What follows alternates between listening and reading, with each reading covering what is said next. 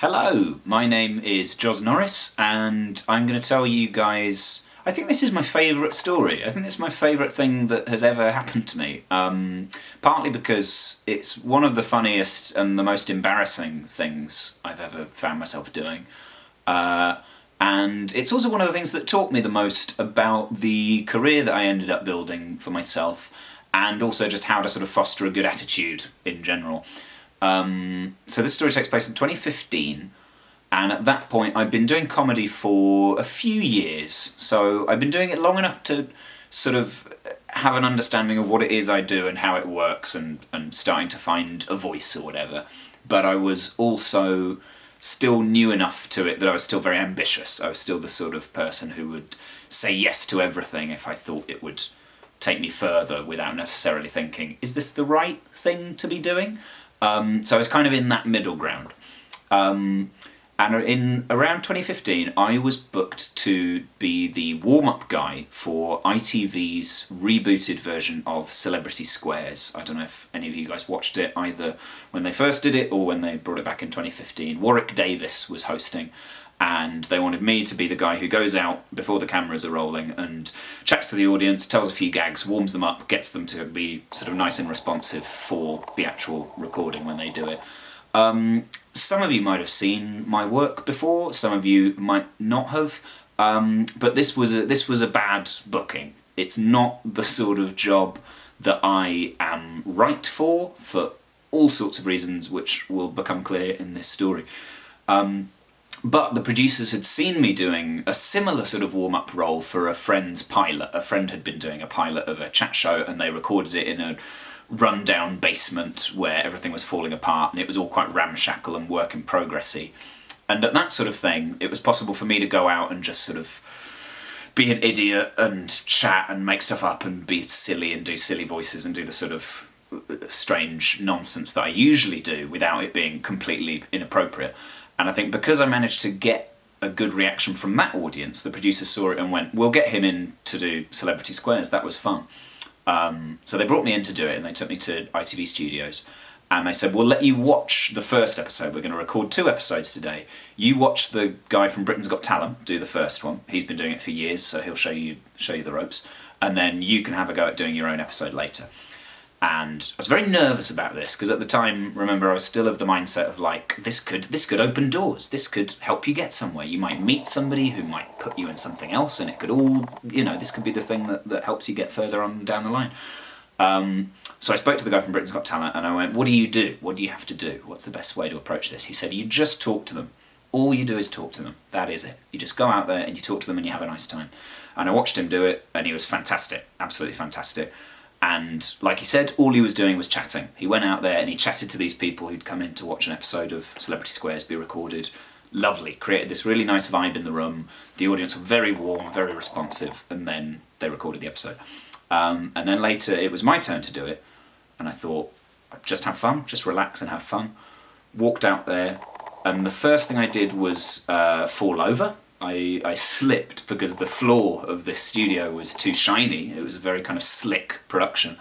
And I tripped, fell over, and then got up and then immediately burst out laughing because I thought that was hilarious. I thought the funniest possible thing that could happen to me while trying to do the warm-up for this kind of glitzy ITV show was to fall over while doing it. So I got up, burst out laughing, and went, come on, that is funny, come on. To silence, to absolute silence from 200 people. And that was the first worry in my head. I thought, if these people don't find me falling over funny, I don't think I have anything for them, because I think that's the funniest possible thing I could have done, even though I didn't mean to. I think that's amazing. So then I thought, never mind, we'll just talk to them. And then suddenly I thought, wait, this is a room full of people, but most of them quite elderly, and they've all given up their afternoon to come and watch an episode of Celebrity Squares be recorded in ITV Studios. I don't know what to talk to these people about. I don't really know anybody who would do this. It's a different audience to the one I'm used to, so what am I going to talk to them about? And I suddenly had that thought in my head, and I chose somebody in the audience. I went, hello, madam, have you had a nice day? She said, no, not really. And I went, I'm sorry to hear that, how come? She said, I've been going to visit my mum. And I went, oh, what's wrong with that? What's wrong with your mum? She said, she's very ill, she's in hospital. I went, right, okay. How old is she? I was panicking at this point. So how old is she? She went, she's 84. And I went, well, that's pretty good. Silence from this room. I didn't even mean it to be funny. It wasn't funny and I didn't mean it to, but they didn't find it funny either. And then I realised I'd sort of got myself into this hole, and I went, well, what do you do? She said, I don't do anything, I'm disabled. I went, great, amazing. And then nothing. And then I sort of realised that the next 20 minutes were going to be that. It was going to be 20 minutes of that. And I got through it. I said, the next bit is blank. I can't remember what I did for 20 minutes. Just got through the time and then introduced the celebrities. And it was loads of my heroes. Vic and Bob were on. Jessica Stevenson was on. All these people, like real heroes of mine. Brought them on and went, okay, here are all your celebrities for today. To my embarrassment, this is very embarrassing, but I forgot to bring on Warwick Davis, who was hosting it, because I couldn't see him. Like, he's a small guy, and he happened to be stood behind somebody much taller, and I didn't see him. And I went, and that's everybody, that's the whole... And then the producers went, what on earth are you talking about? Introduce the host. I went, oh yeah, and Warwick Davis. Warwick Davis came out, and then waggled his finger and went, you're sacked. 200 people burst out laughing. It's the first time they'd laughed. And fair play to it was funny. It was exactly what he needed to say to win the room back. And I sort of shuffled off, and then the producers came up to me and went, we are actually going to ask you to not do anymore. He said, you can stay, we're going to ask the other guy to take over, so the rest of this episode will be sort of compared by the other guy. You can stay and watch if you want. So I stayed and watched, and then after, there was a point where Jonathan Ross did a quip, did a joke, and got absolutely nothing for it. And then he looked quite upset and then looked at the audience and went, are you all asleep? And I thought, that's because of me. That's because I didn't warm them up properly. So suddenly you realise that the Emperor's New Clothes, if it weren't for people like me doing a bad job, Jonathan Ross's quips wouldn't get the big laughs that they do on TV. Anyway, I was humiliated and very angry and very cross that I thought I shouldn't have even accepted it. It was stupid. And then I texted Sophie Hagen, comedian Sophie Hagen, you might well be aware of her, she's fantastic. I'd been having a conversation with her like the week before about what alternative comedy is. I can't remember why we were talking about it. We were talking about why do we have these labels for what's alternative comedy and what's mainstream comedy, what good are the labels, and how do we decide which one we do? We just do the things we feel like doing. I forget the exact conversation, but following on from that conversation, I texted her and said how embarrassed and how angry I was.